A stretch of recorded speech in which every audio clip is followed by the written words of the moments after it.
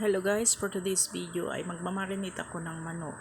Lagyan natin siya ng garlic powder, oyster sauce, soy sauce, paminta.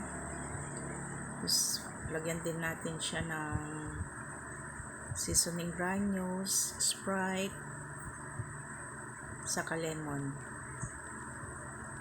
Katapos nyan guys, halu-haluin natin mabuti.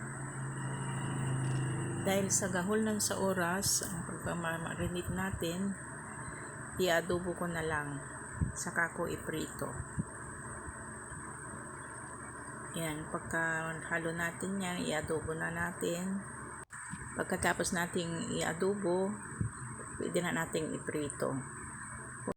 Kung sakaling nagustuhan mo itong aking video, paki-like and share. At huwag kalimutang pindutin ang subscribe button. Yan guys, adobohin na natin. Karan ng ilang saglit, pwede na natin iprito. Masarap ito guys kasi na marinate ng ilang minuto tapos nadupo pa natin. Ayan, nanot na yung lasa. Ayan, masarap ito guys na pang ulam, baon ng ating mga anak o apo. Ayan. Thank you guys for watching again. Sana hindi kayo magsasawang manood sa aking mga videos. Hanggang sa muli. Thank you and bye-bye.